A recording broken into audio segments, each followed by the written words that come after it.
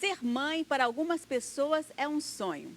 No entanto, é crescente o número de mulheres que estão adiando a maternidade para investir na carreira, nas realizações acadêmicas ou simplesmente ainda não encontraram o parceiro ideal. Uma pesquisa divulgada pelo DataSUS revela que no Brasil, nas últimas 2 décadas, o aumento de mulheres que foram mães após os 40 anos foi de 49%. E entre 30 e 39 anos, o aumento chegou a 61,4%. Mas não podemos esquecer que a fertilidade cai após os 35 anos. E mesmo com todo o avanço da ciência, ainda não há uma fórmula de rejuvenescer os óvulos femininos. Então, como ter uma maternidade segura depois dos 35 anos? Idade versus fertilidade, gestação tardia é o nosso assunto de hoje. Entra na roda que o programa está começando.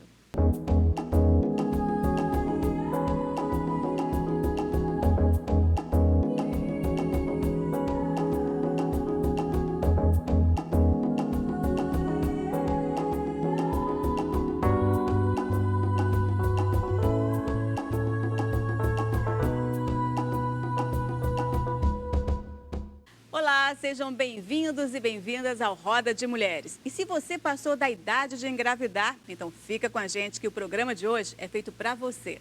Não é mesmo, Camilinha?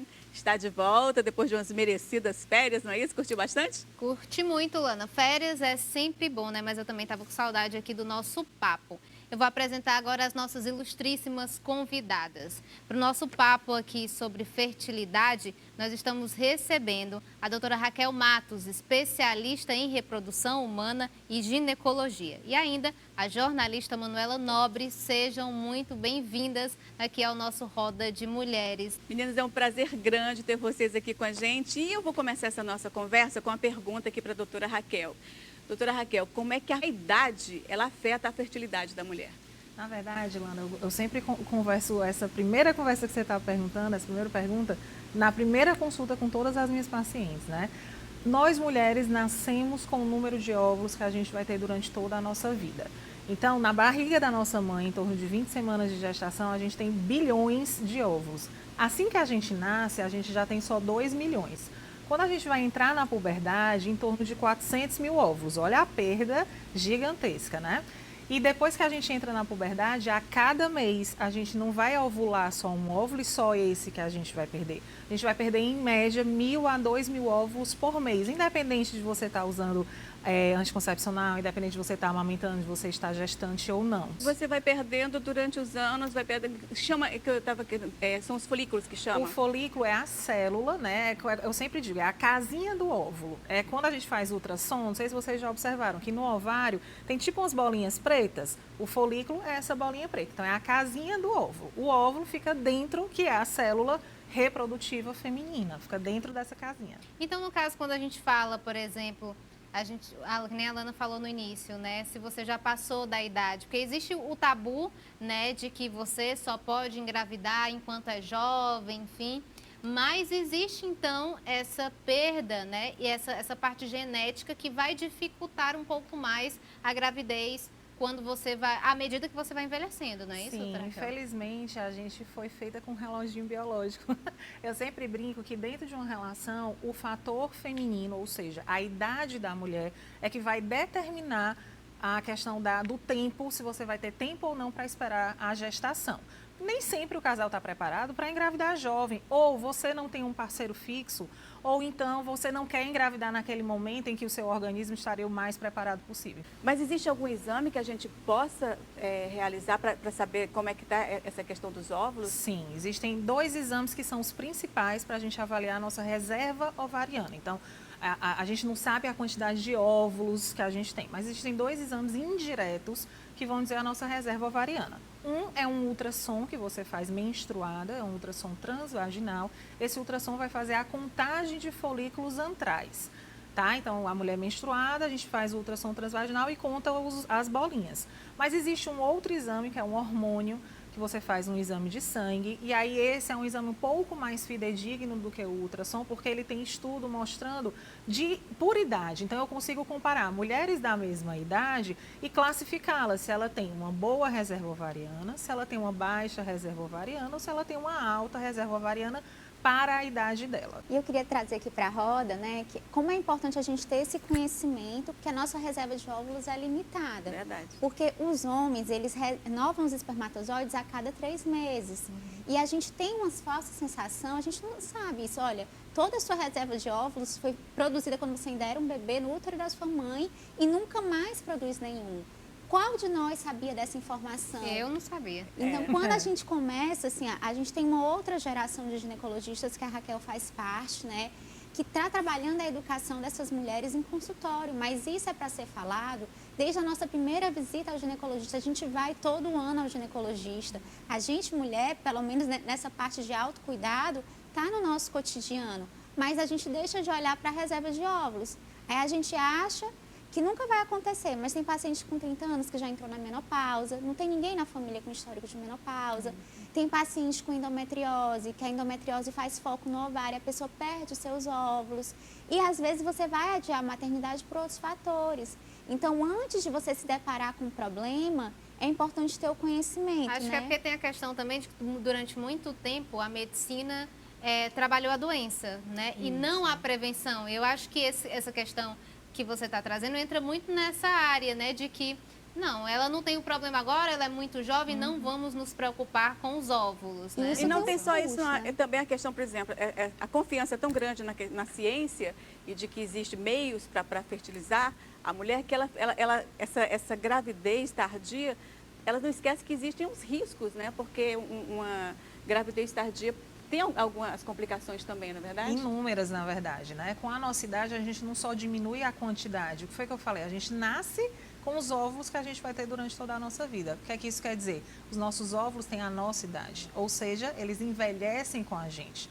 Como eles envelhecem com a gente, o que é que isso vai acontecer? Doenças genéticas associadas a esse envelhecimento vão estar mais presentes com a idade mais avançada materna. E não só isso, as doenças obstétricas estão mais presentes na mulher mais velha. Então, pressão alta, diabetes, trabalho de parto prematuro é mais associado com a gestante que a gente chama, infelizmente é cruel, gestante idosa, que é a partir dos 35 anos de idade. Olha Gente, a palavra.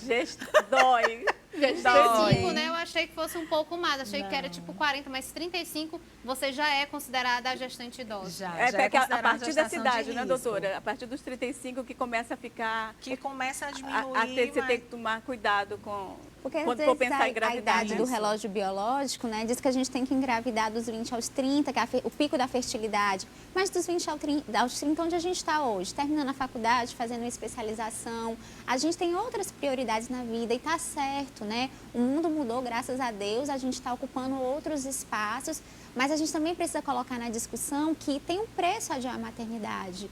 E isso tem que ser discutido socialmente, a gente precisa fazer escolhas conscientes, que quanto mais a gente adiar, mais riscos a gente vai ter, né? De malformações, né? De síndromes genéticas, de abortos de repetição e também, né? Da gente ter problemas na gestação, como a Raquel comentou. Mas nesse contexto, né, por exemplo, como você está trazendo, de que hoje a gente passa muito mais tempo, a independência da mulher, principalmente, né, trouxe essa nova realidade, onde a gente passa muito mais tempo preocupado com a carreira, pelo menos uma grande parcela da população, né? A gente sabe que existem as mulheres que almejam desde cedo, né? Eu, por exemplo, tenho uma amiga que, desde que a gente era bem mais nova, ela dizia assim, eu vou ser mãe de 2. Aí, recente, ela engravidou do 2º, né?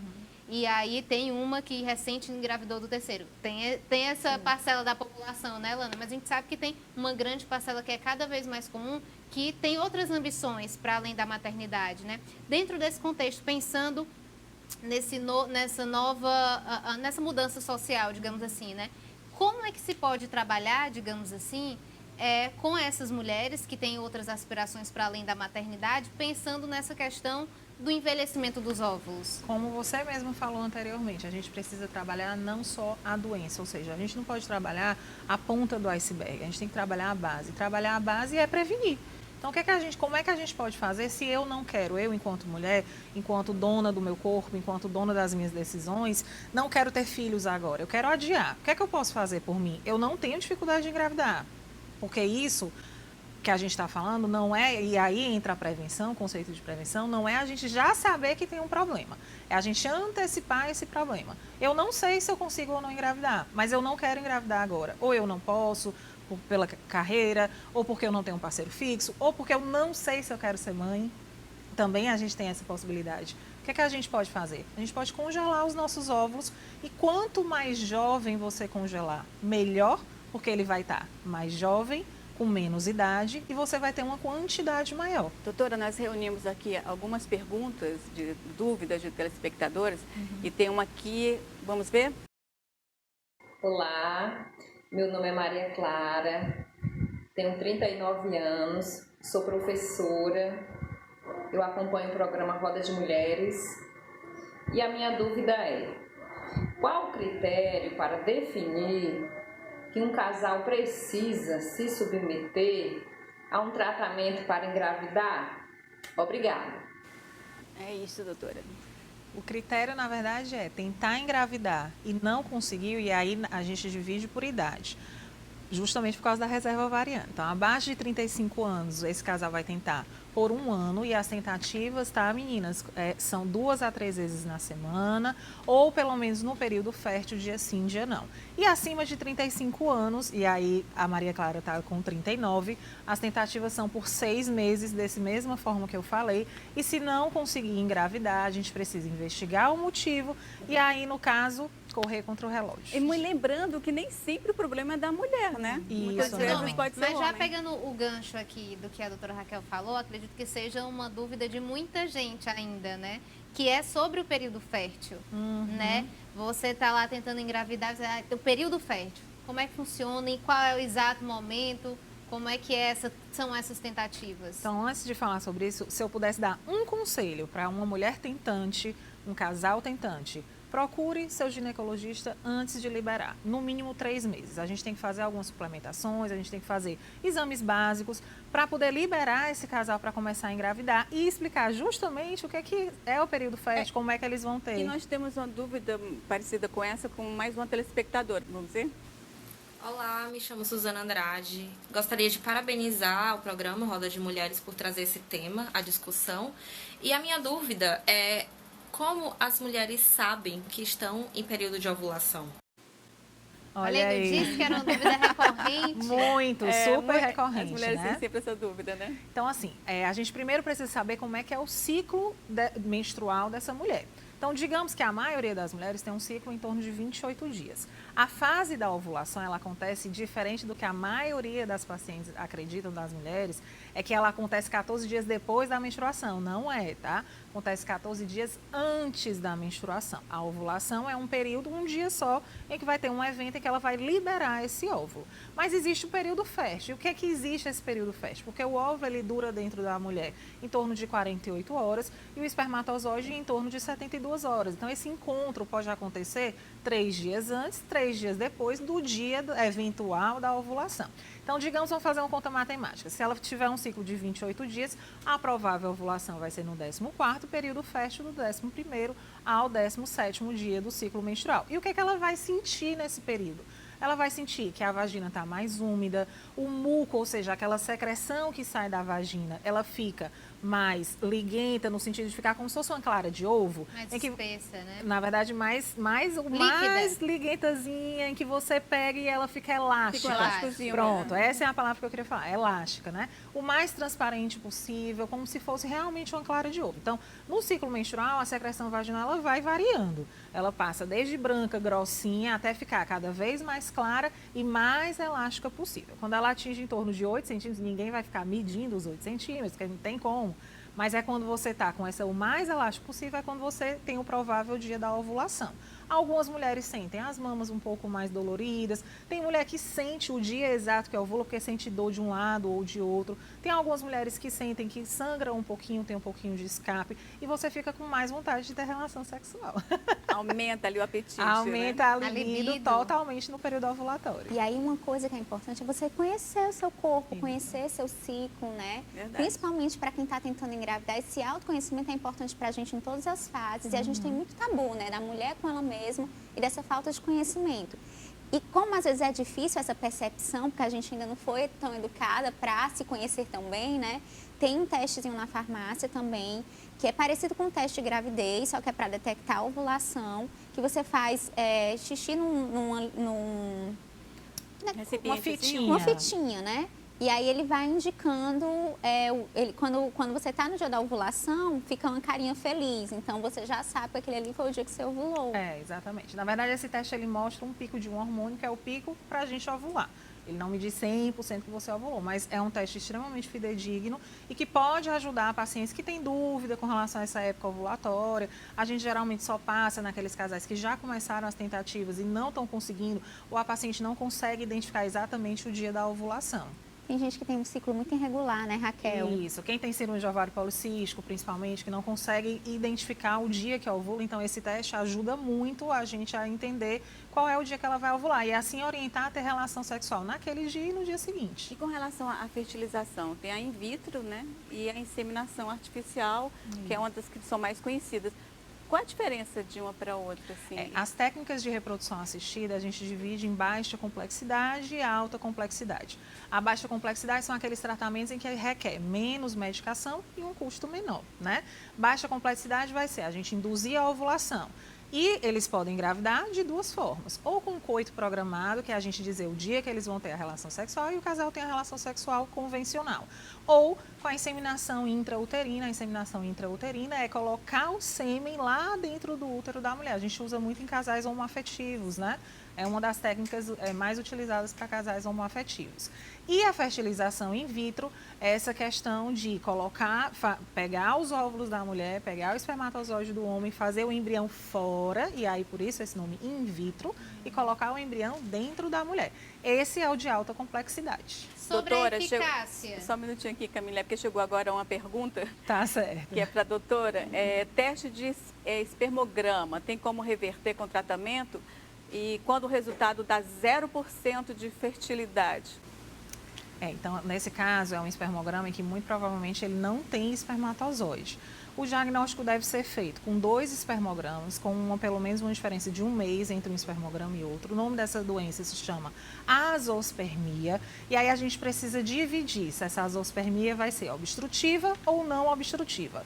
Se for obstrutiva, é reversível. Não obstrutiva vai depender do tipo da não obstrução. Pode ser hormonal, pode ser alguma alteração genética que o marido tem e que aí por isso, sabiamente, o nosso organismo faz com que ele não produza mais espermatozoide.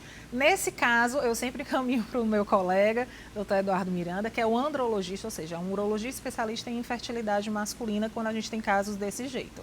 Pode ser reversível, respondendo a sua pergunta. Olha Pode aí, reverter.